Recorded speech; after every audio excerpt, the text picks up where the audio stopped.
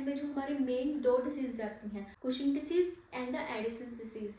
अब Cushing disease को discuss करने से पहले I want you people know about cortisol, क्योंकि सारा फंक्शन ही इसमें कोर्टिसोल का होता है। सो आपको पता होना चाहिए कि कोर्टिसोल का क्या फंक्शन है। सो हम इसको डिवाइड कर देते हैं फंक्शंस को। फर्स्ट ऑफ ऑल मेटाबॉलिज्म के पर्पज से। अब अगर आप न्यूट्रिएंट्स पढ़ते हो तो मैक्रो न्यूट्रिएंट होते हैं एंड द माइक्रो न्यूट्रिएंट होते हैं।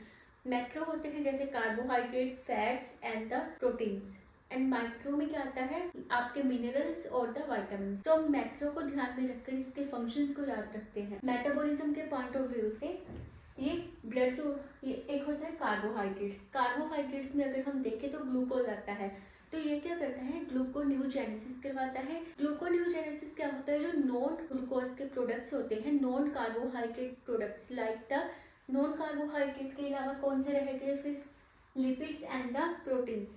लिपिड्स और प्रोटीन से ये बनाता है ग्लूकोज, ठीक है। तो ये ब्लड ग्लूकोज को इंक्रीज करता है। कोर्टिसोल का फर्स्ट फंक्शन है on the carbohydrate source increase the blood sugar, मतलब ये हाइपरग्लाइसीमिया करेगा। एक तो ये ग्लूकोन्यूजेनेसिस को प्रमोट करेगा, जब हमारे ब्लड से सेल्स तक जो ग्लूकोज जाता है उसमें हेल्प करती है इंसुलिन। तो ये सेल्स की जो सेंसिटिविटी है टुवार्ड्स द इंसुलिन उसको कम कर देता है, मतलब सेल्स इंसुलिन नहीं ले पाते, सेल्स ग्लूकोज नहीं ले पाते फ्रॉम द ब्लड, उसकी वजह से ब्लड में हमारे ग्लूकोज रह जाता है और हाइपरग्लाइसीमिया होता है। इसमें इसका हाइपरग्लाइसीमिया कैसे कर रहा है, first point is gluconeogenesis, second point is reduce the insulin sensitivity of the cells. Next point is protein का ब्रेकडाउन, मतलब कैटाबॉलिज्म में हेल्प करता है। दो रिएक्शंस होती हैं, एक होता है एनाबॉलिज्म, एक होता है कैटाबॉलिज्म। एनाबॉलिज्म मतलब build up, glucose plus glucose plus glucose क्या बन जाता है, ग्लाइकोजन। सो ये होता है एनाबॉलिज्म। कैटाबॉलिज्म होता है ग्लाइकोजन को अगर टूट जाए, ब्रेक डाउन हो जाए तो glucose plus glucose plus glucose. ऐसे ये प्रोटीन की कैटाबॉलिज्म करता है, ये प्रोटीन को अमाइनो एसिड्स में ब्रेक डाउन करता है। तो अगर प्रोटीन की ब्रेक डाउन होगी तो जो मसल्स हैं, क्योंकि मसल्स में प्रोटीन्स होती हैं, उनकी वास्टिंग होगी। Next point is fat redistribution, carbohydrates, proteins and fat redistribution होता है, जैसे कि जो फैट है वो डिपॉजिट होने लग जाते हैं हमारे बैक पे, ठीक है, उसको हम बफेलो हम बोलते हैं, एब्डोमेन पे, और ट्रंकल ओबेसिटी आती है, जो सेंट्रल पार्ट होता है बॉडी का, उसमें ओबेसिटी मतलब फैट डिपॉजिट होनी स्टार्ट हो जाती है। ये रेगुलेट करता है फैट रीडिस्ट्रीब्यूशन को। अगर कोर्टिसोल का लेवल ज़्यादा होगा, जो कि कुशिंग डिसीज में देखने को मिलता है, तो बफेलो हम्प होगा, ट्रंकल ओबेसिटी होगी और मून फेस होगा, क्योंकि फैट रीडिस्ट्रीब्यूशन की वजह से। प्रोटीन ब्रेकडाउन होगा, मतलब जो मसल वास्टिंग। अब ट्रंकल तो ओबेसिटी है, लेकिन जो पेरिफ्रीज है, मीन्स जो एक्सट्रीमिटीज हैं, लेग्स एंड द आर्म्स, उनका जो थिन होंगी वो। एंड हाइपरग्लाइसीमिया देखने को मिलेगा in the patient of Cushing disease, जिसमें कोर्टिसोल का लेवल ज़्यादा होगा उनमें। Immune plus inflammation. अब इम्यून सिस्टम पे भी कोर्टिसोल का बहुत बड़ा फंक्शन होता है। जैसे कि कोर्टिसोल से हम याद रख सकते हैं, जैसे कोर्टिकोस्टेरॉइड ड्रग्स होती हैं, वो भी जो काम करती हैं एज अ कोर्टिसोल। सो अगर कोर्टिसोल का लेवल ज़्यादा होगा तो ये सुप्रेस कर देगा हमारे इम्यून फंक्शन को। ये कैसे, कोर्टिसोल WBC की एक्टिविटी, जो हमारे वाइट ब्लड सेल्स होते हैं जो इन्फेक्शन से फाइट करने को हमारी हेल्प करते हैं, उनकी एक्टिविटी को सुप्रेस कर देता है। दैट्स वाई जो इम्यून फंक्शन है वो डिप्रेस होगा। एंड नेक्स्ट है anti inflammatory action. Anti inflammation जब होती है तो histamines and the prostaglandins release होते हैं। तो ये क्या करेगा, कोर्टिकोस्टेरॉइड्स जो ड्रग्स होती हैं या कोर्टिसोल है, वो क्या करता है, उनके जो रिलीज है उनको इनहिबिट कर देता है। Means histamine and the prostaglandins release नहीं हो पाते, इनहिबिट हो जाते हैं। दैट्स वाई जो स्वेलिंग होती है, रेडनेस होती है ड्यू टू द इन्फ्लेमेशन, वो भी कम होती है। इसलिए जितनी भी ऑटोइम्यून डिसीजेस होती हैं या इन्फेक्शंस होती हैं या एलर्जीज होती हैं, उनमें हम कोर्टिकोस्टेरॉइड्स देते हैं। तो नेक्स्ट है बोन और स्किन पे इसका क्या इफेक्ट है। अब ये क्या करती है, ये बोन के फॉर्मेशन को डिक्रीज कर देती है। लाइक ये कैल्शियम की एब्जॉर्प्शन नहीं होने देते ये जो ड्रग्स होती हैं। अगर कैल्शियम की एब्जॉर्प्शन नहीं होगी बोन में, तो बोन बिल्डअप नहीं होगी, क्योंकि जो कैल्शियम है वो इम्पोर्टेंट कंपोनेंट होता है बोन के फॉर्मेशन में। और अगर कैल्शियम नहीं है तो बोन वीक होगी, तो ऑस्टियोपोरोसिस, और ऑस्टियोपोरोसिस होने की वजह से जो फ्रैक्चर के रिस्क है वो बढ़ जाते हैं। तो decrease the bone formation. And next is skin thinning and bruising. Skin thinning कैसे, ये क्या करती है, जो कोलेजन होता है, कोलेजन को जो डिपॉजिट नहीं होने देता, कोलेजन की ब्रेक डाउन करता है, उसके वजह से जो स्किन है वो थिन होने लग जाती है, इसलिए इन पेशेंट्स में फ्रेजाइल स्किन होती है। और ब्रूजिंग होती है। ब्रूजिंग होता है जैसे कि छोटे छोटे कैपिलरीज हैं, उनके ब्रेकडाउन की वजह से जो ब्लड है वो लीक आउट होने लग जाता है और ब्लूज डिस्कलरेशन हो जाती है। स्ट्रेस रिस्पॉन्स, ये एपिनेफ्रिन के साथ काम करता है in the case of stress. ये क्या करता है, increase alertness plus energy. Cortisol है वो एपिनेफ्रिन के साथ काम करता है और ब्लड शुगर को इंक्रीज करता है। So at the time of stress ये एनर्जी को इंक्रीज करता है।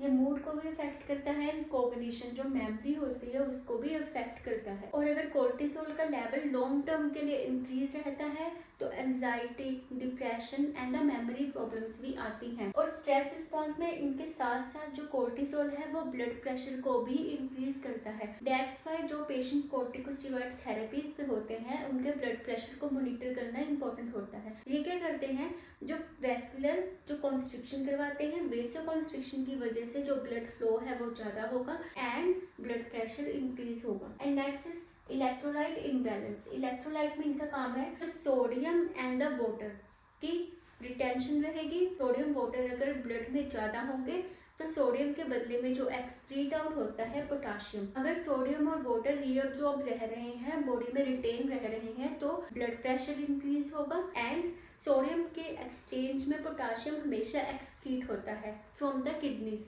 एंड डिप्लीट होगा पोटाशियम। और हाइपोकैलेमिया होगा पेशेंट को, जिसकी वजह से muscle weakness and the heart arrhythmias देखने को मिलेंगे बिकॉज ऑफ द हाइपोकैलेमिया। तो ये फंक्शन थे सारे हमारे कोर्टिसोल के। कोर्टिसोल के फंक्शन के बाद हम देखते हैं एल्डोस्टेरोन का क्या फंक्शन है। हमारा जो एड्रीनल ग्लैंड है उसमें एड्रीनल कॉर्टेक्स पार्ट है एंड एड्रीनल मेडुला पार्ट है। एड्रीनल कॉर्टेक्स की 3 लेयर्स हैं, GFR, zona glomerulosa, zona fasciculata and zona reticularis.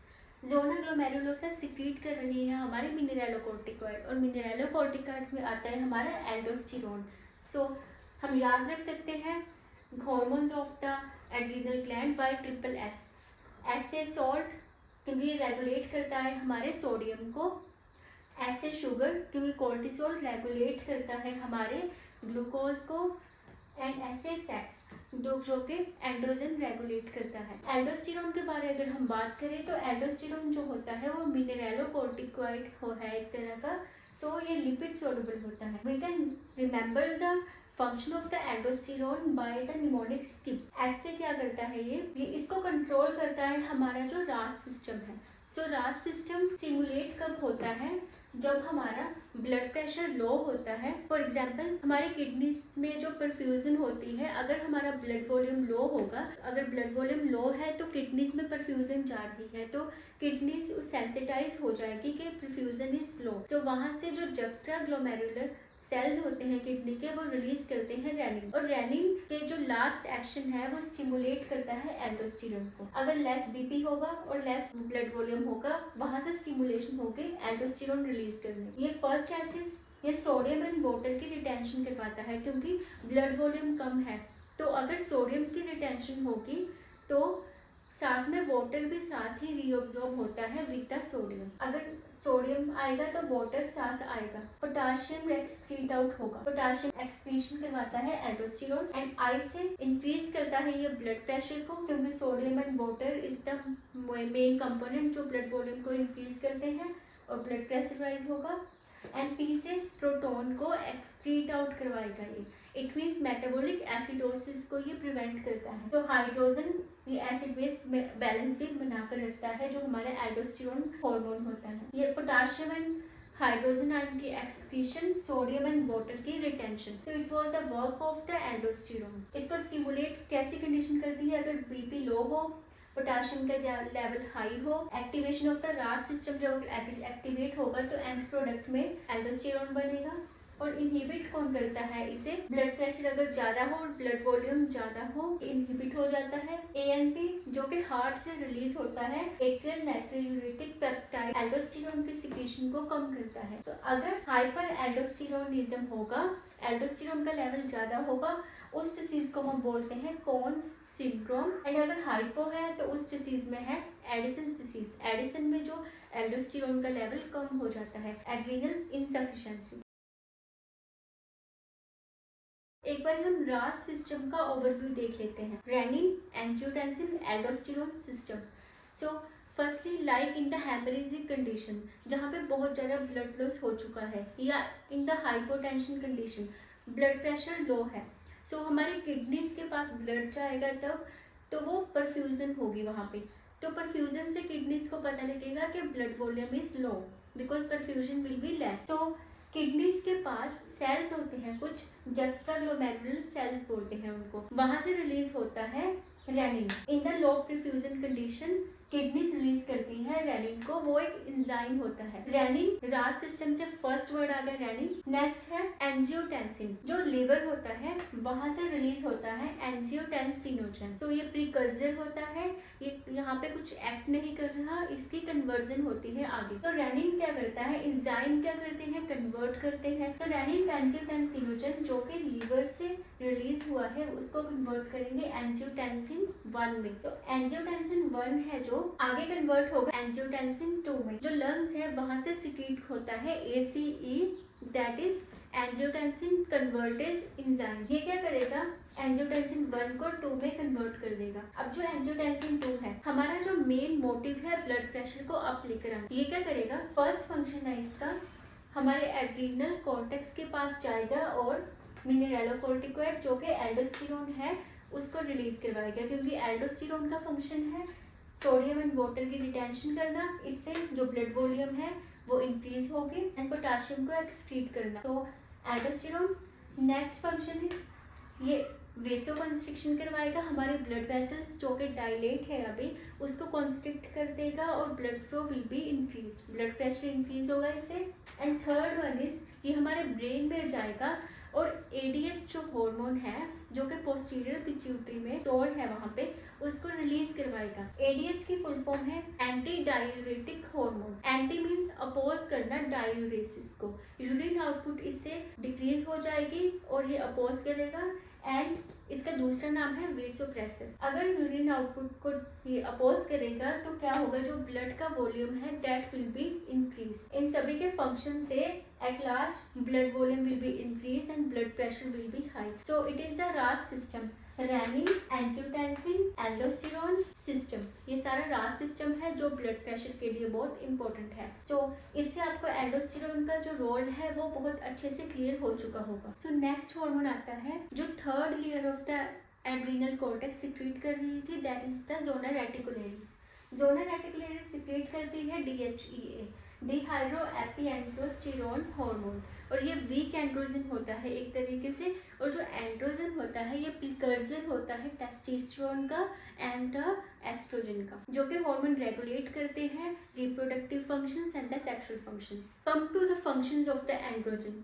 So androgen क्या करता है, muscle and the bone growth. So it increases the protein synthesis जिससे muscle mass increase होता है, and so it stimulates the bone density, so जिससे osteoporosis होने के risk कम रहता है।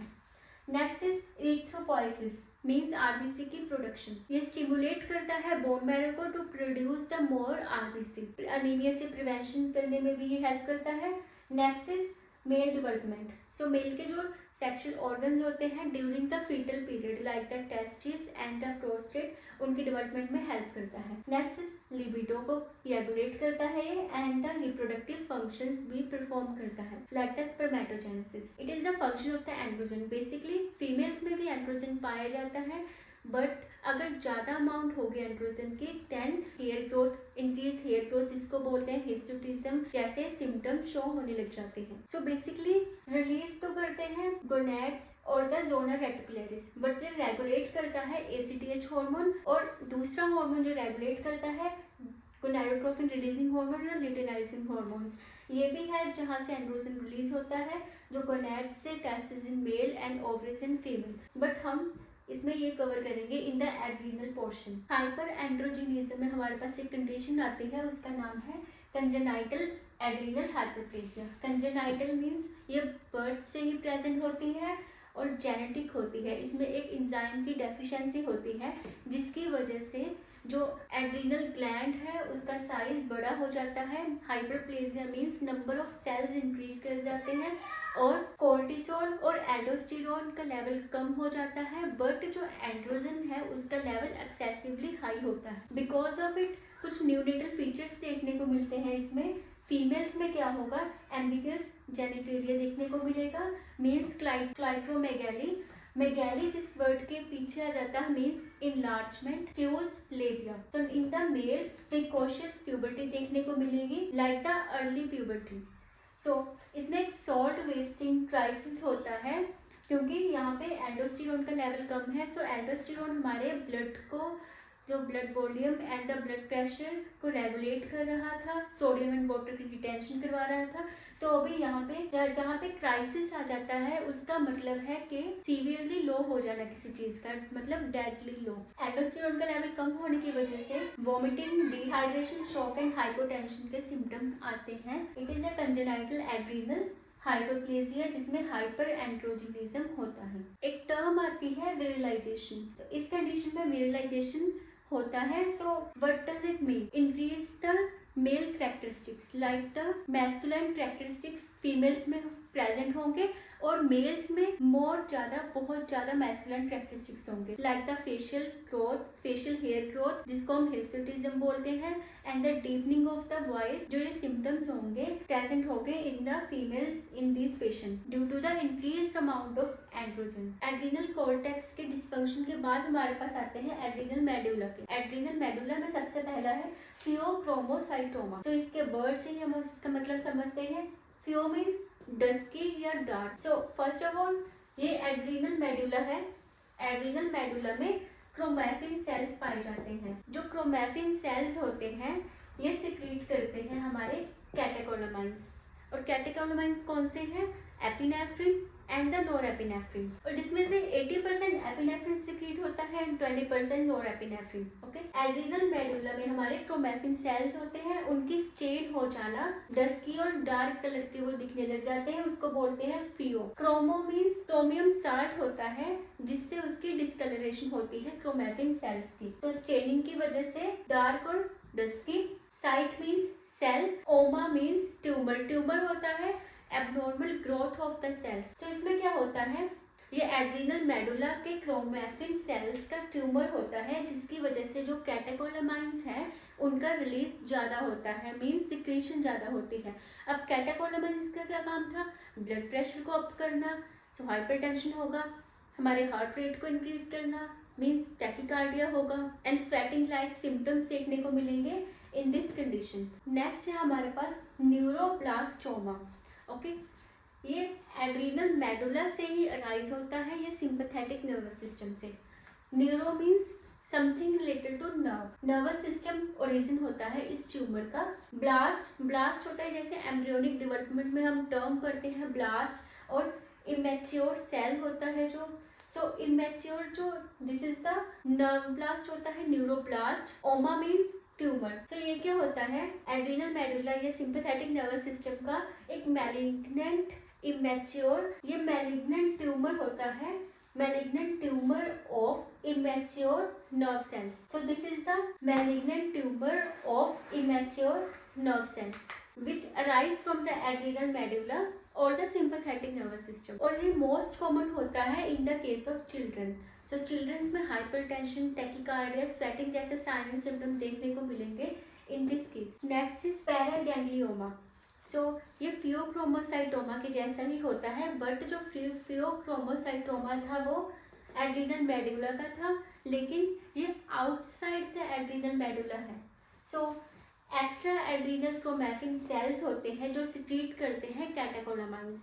ये एड्रीनल मेडुला में नहीं है, एड्रीनल ग्लैंड में नहीं है, आउटसाइड द एड्रीनल ग्लैंड कुछ क्रोमैफिन सेल्स हैं जो सिक्रीट कर रहे हैं कैटेकोलामाइंस, जिसकी वजह से सिम्टम्स आ रहे हैं like the hypertension, tachycardia, sweating, palpitations, और ये एक तरह का ट्यूमर है। तो इट वाज अ पैरागैंग्लियोमा। बहुत सारी ऐसी डिसीजेज होती हैं जिनमें एड्रिनल कॉर्टेक्स के हॉर्मोन्स के या तो ज़्यादा सिक्रीशन होते हैं मीन्स हाइपर सिक्रीशन, और या तो कम सिक्रीशन होती है मीन्स हाइपो सिक्रीशन। तो first of all adrenal cortex से एस 3 एस सिक्रीट हो रहे हैं। First S is sugar, your cortisol. Second S is salt, your aldosterone, जो सॉल्ट को, सोडियम एंड वाटर को रेगुलेट कर रहा है। And third S is sex hormones, जो कि जोना रेटिकुलरिस एंड्रोजन सिक्रीशन से कर रहा है। सो फर्स्ट में कुशिंग सिंड्रोम में क्या होता है कि जो कोर्टिसोल का लेवल है वो ज़्यादा हो जाता है, वो राइज कर जाता है,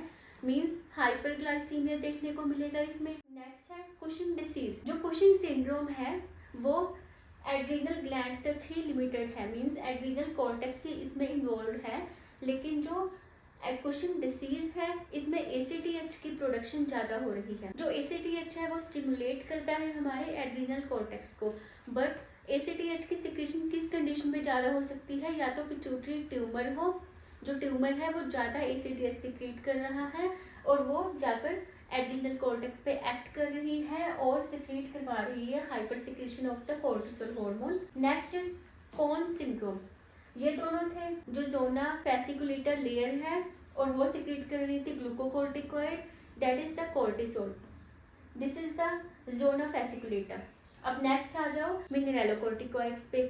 मिनरलोकोर्टिकोइड में हमारा था एल्डोस्टेरोन। एल्डोस्टेरोन सोडियम और वाटर की रिटेंशन करवाता है and in exchange of it जो पोटाशियम की एक्सक्रीट करवाता है फ्रॉम द बॉडी। अगर पोटाशियम एक्सक्रीट होता है तो उसके साथ साथ वो जो हाइड्रोजन आयन है वो भी एक्सक्रीट होते हैं by the action of the aldosterone. जो हाइड्रोजन है वो एक प्रोटॉन है और जो metabolic acidosis and alkalosis acid base balance को वो कंट्रोल करता है। अगर हाइड्रोजन का लेवल ज़्यादा होगा मीन्स एसिडोसिस, अगर हाइड्रोजन का लेवल कम होगा मीन्स एल्कलोसिस। नेक्स्ट कंडीशन है कॉन सिंड्रोम, जो कि प्राइमरी हाइपर एल्डोस्टेरोनिज्म होता है, और सेकेंडरी में क्या होता है, प्राइमरी में क्या होता है कि जो एड्रिनल कॉर्टेक्स है वहीं पे इन्वॉल्वमेंट है। हाइपर एल्डोस्टेरोन क्या करता था, जो हमारे ब्लड में सोडियम एंड वाटर की रिटेंशन करवाता था। सोडियम और वाटर की रिटेंशन से ब्लड प्रेशर अप होता है, इसमें हाइपरटेंशन देखने को मिलेगी। एंड बिकॉज ये एक्सक्रीट करवा रहा है पोटाशियम फ्रॉम द बॉडी, और क्या देखने को मिलेगा इसमें हाइपोकैलेमिया। सो नेक्स्ट है सेकेंडरी। सेकेंडरी में इन्वॉल्वमेंट कॉर्टेक्स में नहीं है another than cortex, like the renal tubules, वहाँ पे कोई प्रॉब्लम है, या liver disease, cirrhosis and the congestive heart failure, इसकी वजह से हो सकता है सेकेंडरी हाइपर एल्डोस्टेरोनिज्म। इसमें क्या होता है, like from the kidney, so renin की अगर ज़्यादा सिंथेसिस होगी, रेनिन ज़्यादा रिलीज होगा तो वो अफेक्ट करेगा एल्डोस्टेरोन को, और एल्डोस्टेरोन का जो रिलीज है वो ज़्यादा होगा। तो secondary is related to another than the primary organ. Next आता है अगर ये हार्मोन्स एड्रिनल कॉर्टेक्स के वो लो सिक्रीट हो, तो हाइपोसिक्रीशन की वजह से एक कंडीशन हो सकती है एडिसन्स डिसीज या प्राइमरी एड्रिनल इंसफिशिएंसी। एडिसन क्या होता है, मींस बाहर से कुछ ऐड करना। तो कोर्टिसोल का लेवल और इसमें कम होता है, सो दैट्स व्हाई हम ग्लूकोकोर्टिकोइड्स पेशेंट को देते हैं। Edison disease. Next is secondary adrenal insufficiency. जो प्राइमरी डिसीज है इसमें सिर्फ एड्रिनल ग्लैंड इन्वॉल्व है। हो सकता है कि एड्रिनल ग्लैंड का ऑटोम्यून डिसीज की वजह से जो एड्रिनल ग्लैंड की डिस्ट्रक्शन हो चुकी हो, उस कंडीशन में भी जो हार्मोन्स है वो कम सिक्रीट होंगे और हाइपोसिक्रीशन होगी और एडिसन डिसीज होगी। सेकेंडरी में है जो एड्रिनल ग्लैंड है वो इंटैक्ट है, वो सही है, लेकिन जो डिसीज कंडीशन है वो पिट्यूटरी ग्लैंड से रिलेटेड है, मींस ACTH का लेवल कम है ड्यू टू द पिट्यूटरी का। फॉर एग्जाम्पल अगर ट्यूमर हो जाए और हमें पिट्यूटरी ग्लैंड रिमूव करनी पड़े, हाइपोफिजेक्टमी करनी पड़े, तो जो हार्मोन सिक्रीट हो रहे थे पिट्यूटरी ग्लैंड से उनका लेवल कम हो जाएगा, like the ACTH। So problem is with pituitary, not with the adrenal gland, that's why इसको हम बोलते हैं secondary adrenal insufficiency. Adrenal crisis. Adrenal crisis होता है या अक्यूट एड्रिनल इंसफिशिएंसी। ये क्या होता है, अगर अनडायग्नोज एड्रिनल इंसफिशिएंसी हो और अगर डायग्नोज भी हो जाए लेकिन स्ट्रेस इलनेस की कंडीशन में अगर सीवियरली लो हो जाए हमारे कोर्टिसोल, एल्डोस्टेरोन इनके लेवल्स, सो उस कंडीशन में हो सकता है एडिसोनियन क्राइसिस और adrenal crisis, and this is the emergency condition. Next is hypoaldosteronism. इसमें क्या होता है, एल्डोस्टेरोन का लेवल कम हो जाता है और जिसकी वजह से जो ब्लड प्रेशर है वो कम हो जाएगा एंड पोटाशियम का लेवल हाई हो जाएगा, मीन्स हाइपरकैलेमिया। एक डिसीज कंडीशन और आती है congenital adrenal hyperplasia. Congenital means by birth होती है ये। एड्रिनल ग्लैंड से रिलेटेड है, एड्रिनल कॉर्टेक्स से। एंड हाइपरप्लेसिया होता है as cell, so number of cell इसमें इंक्रीज होंगे तो जो ग्लैंड का साइज है वो भी बड़ा होगा। तो इसमें क्या होता है, कोर्टिसोल एंड द एल्डोस्टेरोन इन दोनों का लेवल कम होगा और इसके एक्सचेंज में एसीटीएच स्टिमुलेशन होगी और जो एक्ट करेगी हमारे एड्रिनल ग्लैंड पे, और एंड्रोजन का लेवल विल बी हाई। तो इसमें एंड्रोजन का लेवल हाई होगा और एल्डोस्टेरोन प्लस कोर्टिसोल का लेवल विल बी डिक्रीज।